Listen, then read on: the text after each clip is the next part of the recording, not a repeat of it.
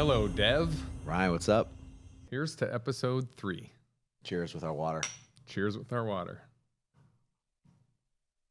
So the R&D podcast, third time doing this, and we're starting to get into a nice rhythm.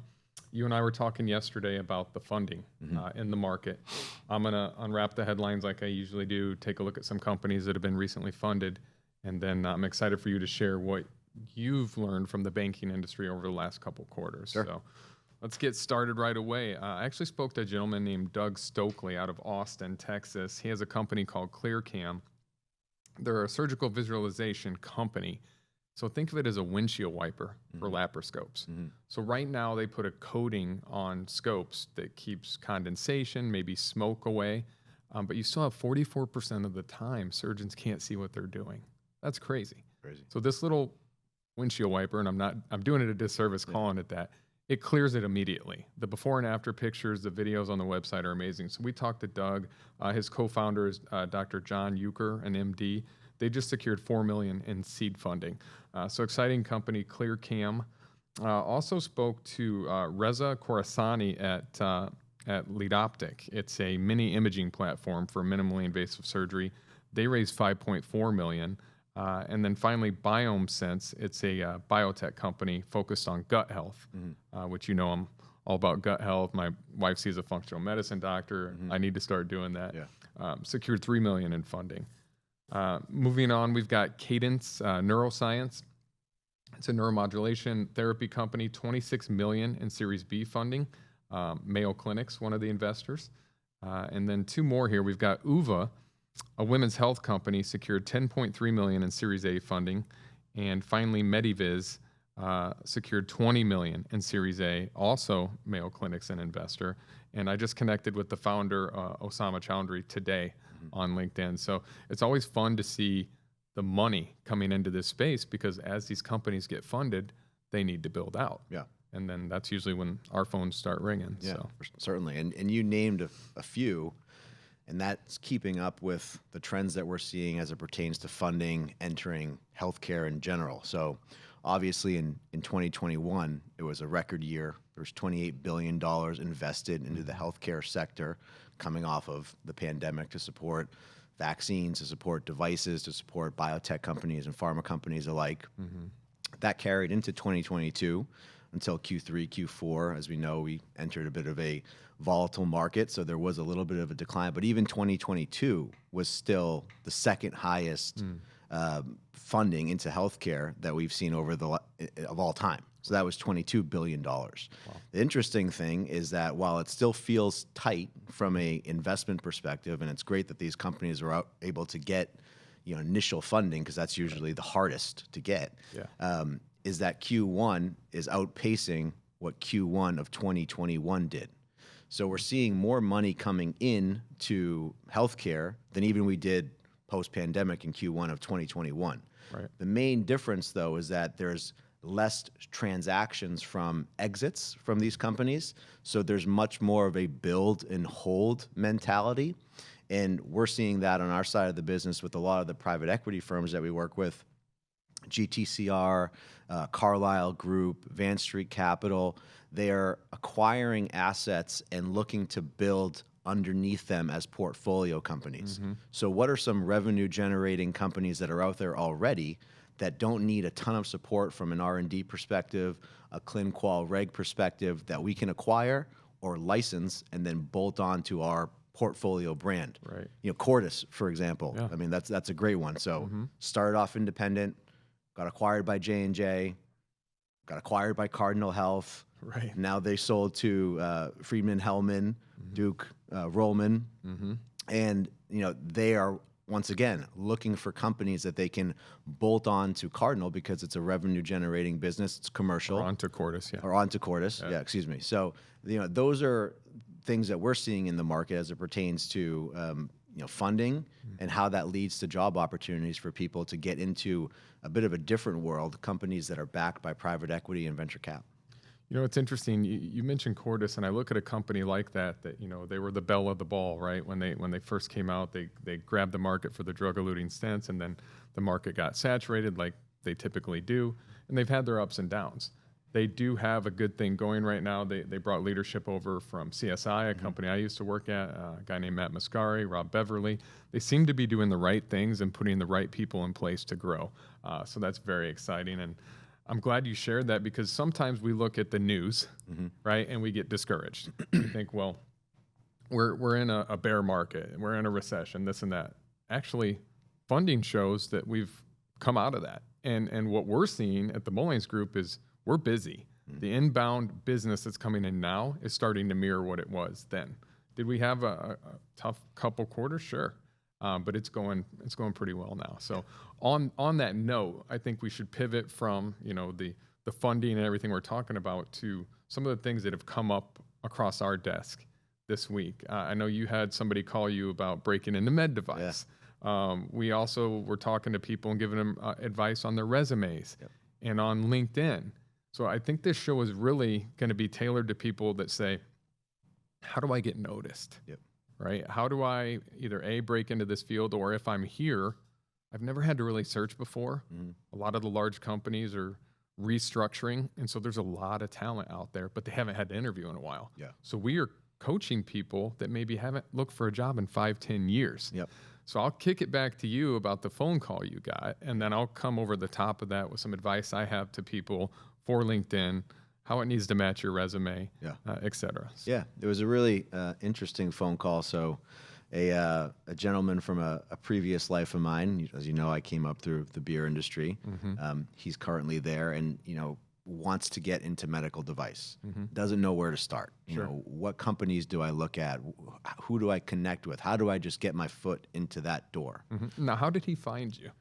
So he found me just on LinkedIn. So kudos to him, right? He's already starting his search, and he's trying to network with medical device recruiters who might have opportunities for him.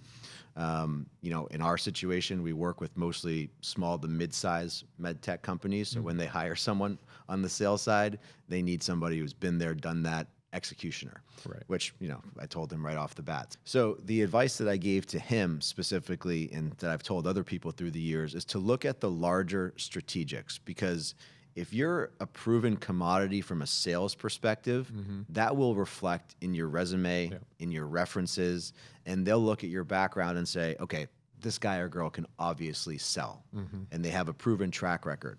What we need to do is teach them anatomy, physiology, and how to sell into med tech under the regulations of the FDA, and not say things that are out of line in that regard.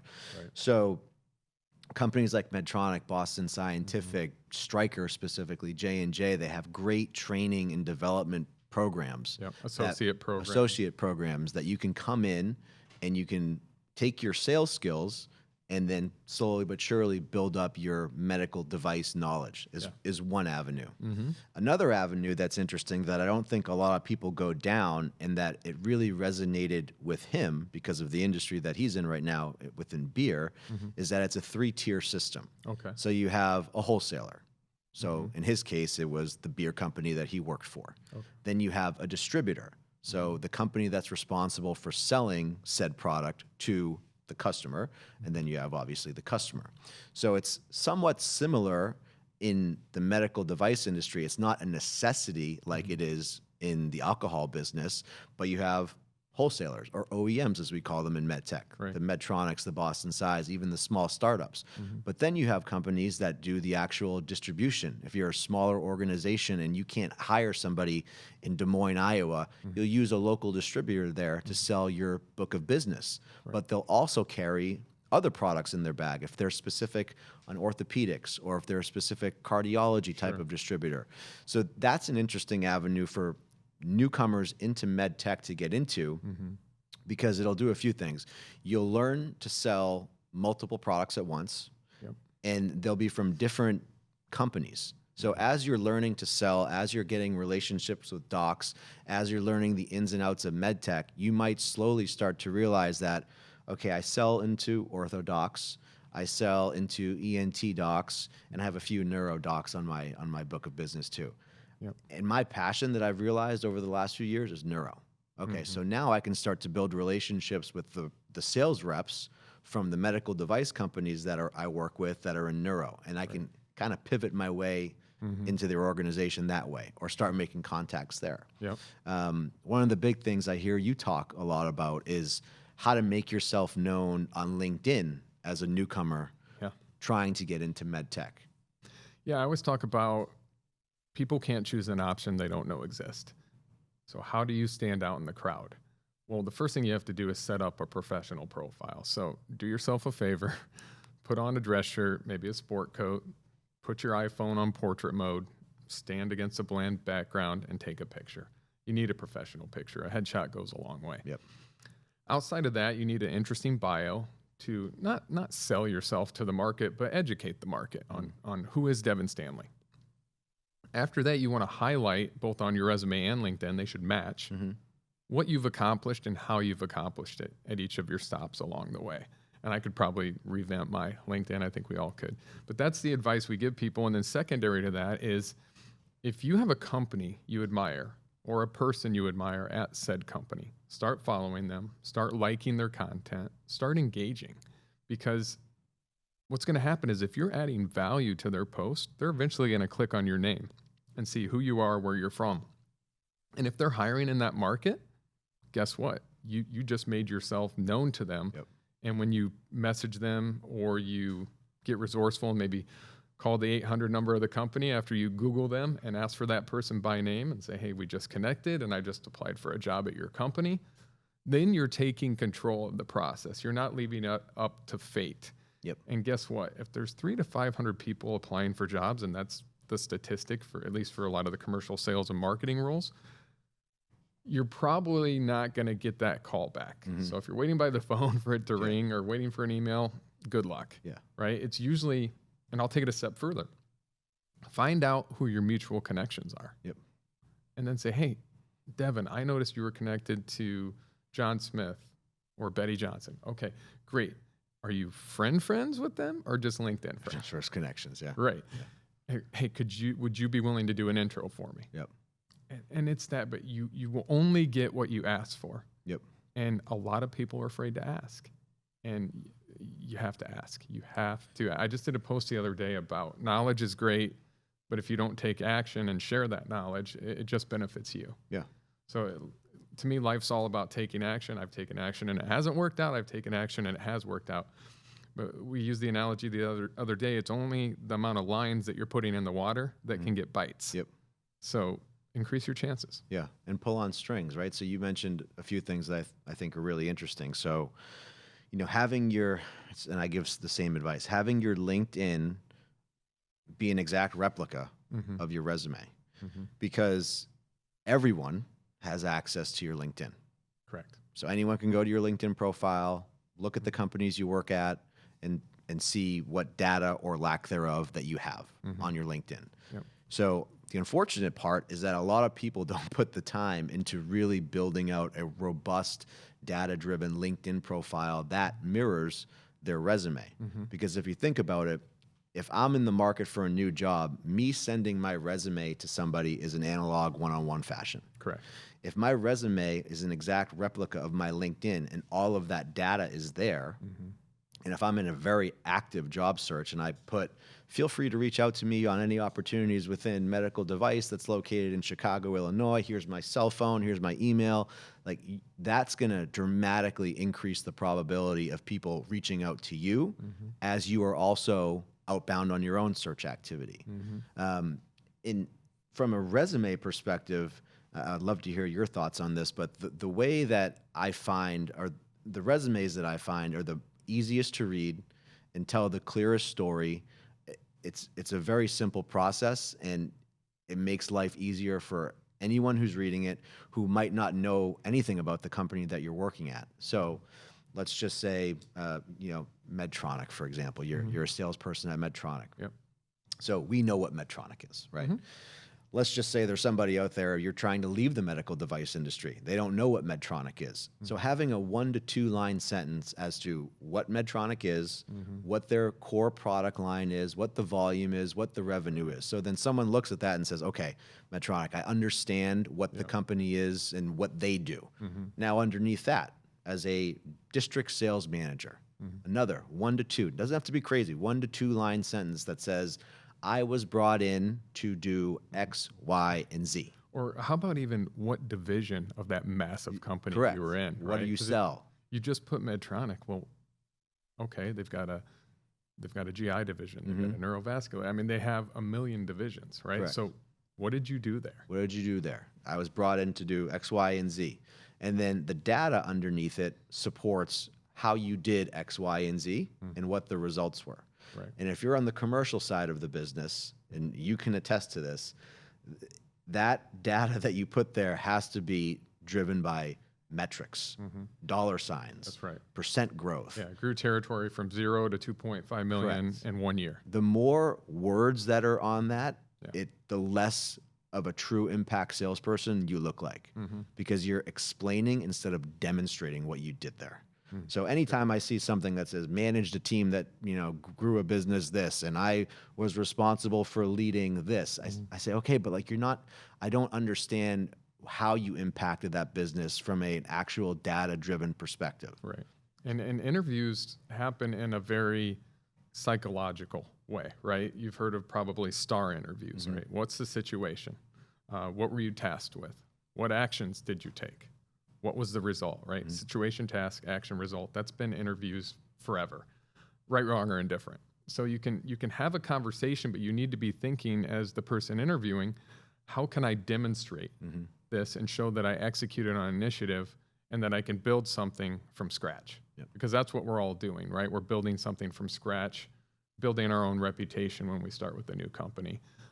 So yeah, lots of advice that we give to people, from LinkedIn to the resume to how to engage. And really, I'll add one more piece. I've been sending personalized video to people. So what I'll do is when I have a search, I'll just take a video of myself and say, hi, this is Ryan Blasco with the Mullings Group. I'm working with XYZ company. They're just off a $150 million round of funding. And this is the space that they're in. And I noticed on your background that you might be a good fit for that. Something generic that I can use over and over. But the fact is, I'm personally sending a picture of myself, a video, and saying, hey, I'd love to talk to you about this opportunity. And the hit rate is so much higher with personalized video than it is with a cold email, a cold phone call. And so I'm doing less of the traditional outreach and more of the new way that people like to be communicated to, right? People are scrolling on TikTok. They're scrolling on YouTube, Instagram. Why do we buy fitness equipment, right? Yeah. Because we got influenced, right? I've got tight hips. I bought this thing that like presses into your psoas muscle because it showed up on my dang Instagram. Did I need it? Probably not. That's a different podcast. Yeah. Does it work? But the fact is, we act differently in business than we do as consumers, and we shouldn't. Yep. We should act the same and talk to people the way they want to be talked to. Yeah. Right? I mean, text messaging, right? And the personalization piece is something that is incredibly important if you're an individual in the market trying to make connections and trying to find your next job. So yeah, you can find a head recruiter at the company that you want to work with, Right. and you can connect with them on LinkedIn, Yep. but they get hundreds of those a day. Yep. What I find that I'm most likely to respond to is if someone connects with me and they, in the caricature section, I think you only have 250, you put a little summary. Hey Devin, I noticed that your focus is in interventional cardiology specific to the technological side of the business, clin qual reg, R&D, ops.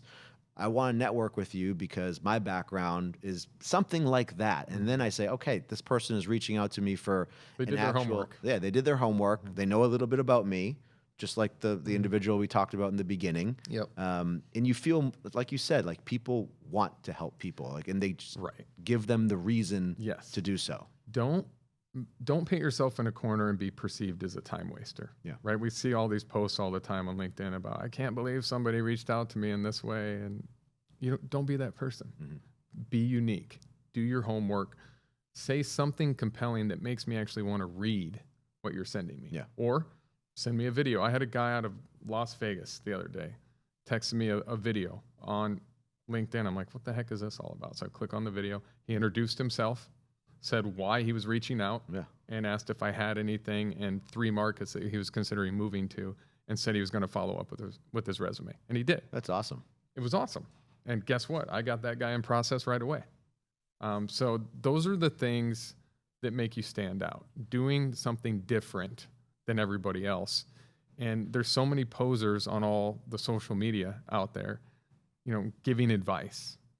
That's great. They probably never even done it themselves, right? Mm-hmm. That'd be like me saying, well, you need to join the military and this and that. Well, I have no credibility because I wasn't in the military, Yeah. right? It's got to be somebody that's been there, done that. And you can only illustrate that if when I look at your LinkedIn, it says, oh, well, Devin Stanley worked for the beer industry. Devin Stanley's given advice on the beer industry. I'm going to listen to that. Mm-hmm. So, yeah. Another thing that comes up in our world a lot is people who are currently sitting at large strategics who think or feel compelled to join a smaller company. Yeah. And the conversation that we have with them is always, how can we demonstrate to our clients that you can succeed in a 25-person company, right, where your title is director or VP, but you're an N of one. There's not a team underneath you. You need to architect it. You need to build it. But you spent 15 years at a large strategic where there's been prototypes before you. Right. There's been things passed down. Yeah, you were plugged in. You were a cog in the wheel. Yep. You've been successful. Yep. But you've been successful because of Correct. the system you were in, not in spite of. Correct. Yes. So I guess I'll ask you the question is, what are some of the things that you would advise people to either draw more awareness to on their resume or LinkedIn specific to the skills that would translate to startup, or if they don't, how they can obtain those skills in their current organization to put them in a better position for success maybe a year from now? Sure. Well, two things on that. One, think about integration. Most large companies acquire companies. So in the time I was at Boston Scientific, they acquired a ton of companies. One in particular was a company called Asthmatics out of Sunnyvale, California. And I hadn't been part of anything like that before. And they said, well, hey, you're helping run global sales training. You need to be part of this because you got to help train people on this. Well, luckily, there was a great group of people from Asthmatics that came over to Boston, and they helped me get up to speed to help design the training. So in that sense, I thought, okay, this is what it's like working at a startup. There's no training material that's been created. There's very little marketing collateral. And Boston being the big organization it was, that's how their salespeople learned to sell was, features and benefits, anatomy, disease state treatment options. So we designed the training around that. All that to be said, you have to start wrapping your mind around, okay, I may not have worked at a startup, but I've helped integrate a startup into a large strategic organization. And so I know how to reverse engineer that. Yeah. And so I can speak to that and what I learned as being part of that process. The other thing you want to think of, and this is probably equally important, is, okay, I don't have that option because the company I was at didn't acquire anybody. What can you, Devin Stanley, do? Well, you can be a consultant, right? Anybody can consult. There's companies like GLG, Third Bridge, Coleman Research. You're a subject matter expert, Devin, on several med device topics, right? You know cardiovascular, you know neurovascular. I mean, the list goes on and on and on. So you can consult about those markets because you are a subject matter expert. Now, how did you become that? Well, because you go on the earnings calls of all the top companies and you listen to them. Yeah. You read slide decks and presentations. And so, you got to be careful. Some companies you're at, you're not allowed to consult on the space that you're in currently. Sure. However, there's always an opportunity when you leave that company or when you consult on an area that they don't have anything to do with to become that subject matter expert. So again, I think it comes down to, are you willing to be a curious learner, a lifetime learner? And then when you do want to make the move from a large strategic to a startup, you have this whole body of evidence that, well, we acquired a company while I was there. This is how I helped integrate them. Or I do a lot of consulting on the side for these organizations, and here's the divisions of companies or the divisions and verticals that I've been able to speak to, and here's how I've researched it, right? I mean, we've got internet, we've got YouTube, like there's no reason to not get your MBA in the business. Yeah. Even at the larger companies, I talk to people who, like you said, what division at Medtronic do you work in? And it'll be broad, and then I'll start talking to them, and they said, yeah, I've been in charge of leading R&D for Hugo, the robotic platform.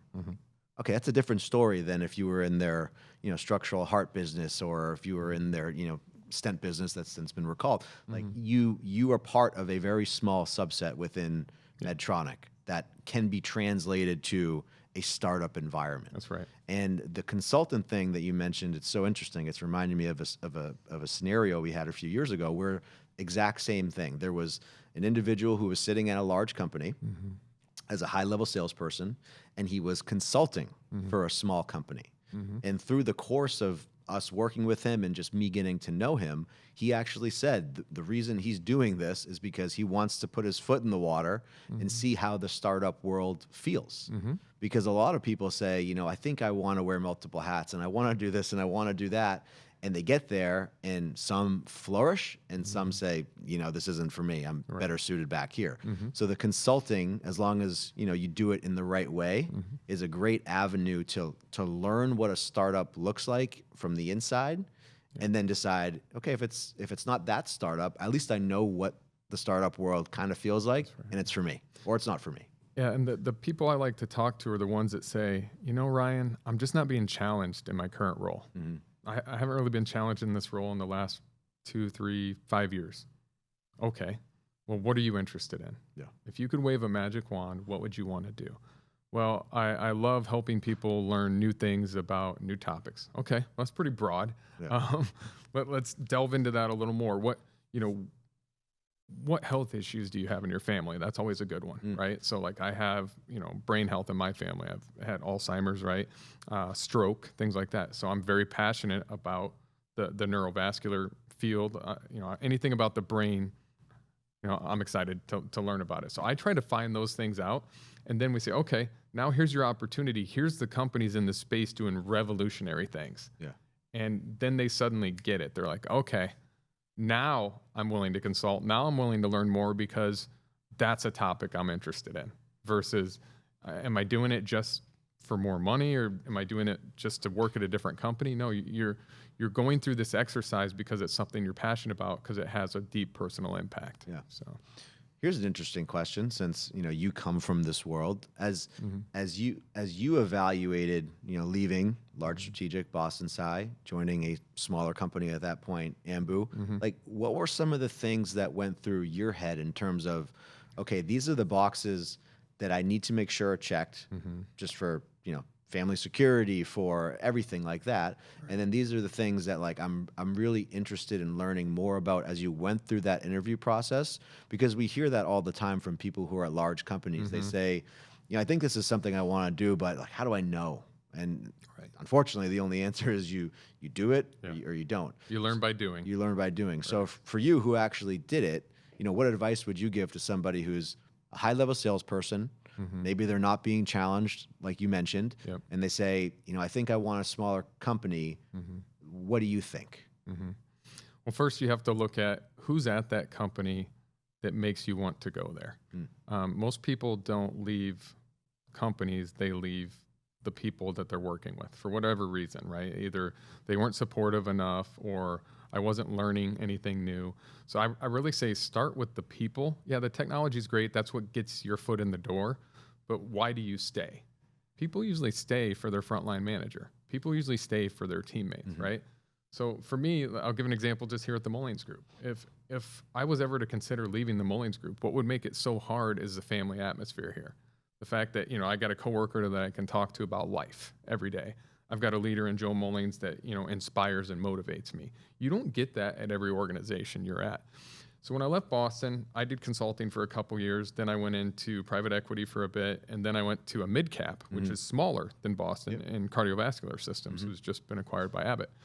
And then to Ambu, which is a large global organization out of Copenhagen, Denmark, but very small footprint comparatively in the US. And so what I weighed out was, I had already experienced the sort of bureaucracy of a large organization, and they can't help it. Once you get big, things move slow. And I liked how nimble a smaller organization could be. And I really hit it off with the leadership team over there. A lot of people from my days at Boston, as well as just people from the industry that I knew from a decade in the endoscopy space, were making the move to that company. So you've heard the saying, you're like the people you hang out with the most, right? Your network is your net worth. Whatever the saying is, I wanted to tie myself to good people. And that's what I've kind of done my whole career, and that's helped me. And I feel like I'm continuing to do that here at the Mullings Group. So that's usually my advice to people, is really weigh out, who are you surrounding yourself with? Do you admire those people, and do you admire them for the right reasons? And when you get to the point where the answer is no, then you know it's time to move on. But that's usually the things I investigate before making a move. Yeah. And then pulling on the strings of people like you who have made the moves that you wanted to make, and just how to work out for you. How to work out for you. How do you like it? What do what do you think? Is it something that if you had to go back in time, would you do it again and go from there? Nobody 100% loves what they do all the time, Devin, right? So we do a lot of business development here, where we reach out to people and share our capabilities at the Mullings Group, and that's great. And we have a lot of people call us.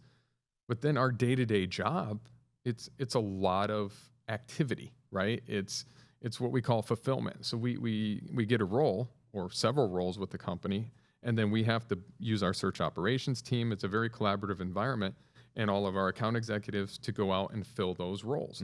So you have the fulfillment side of the business, and then you have the business development side.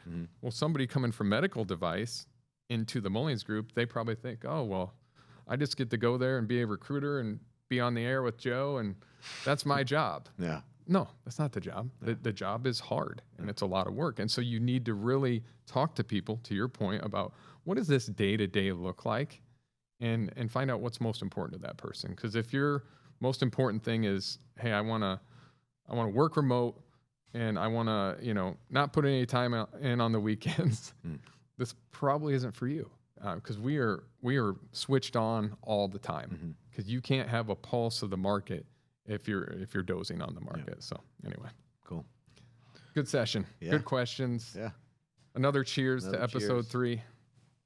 This has been the R&D podcast. Thanks, Dev. Thanks, Rye.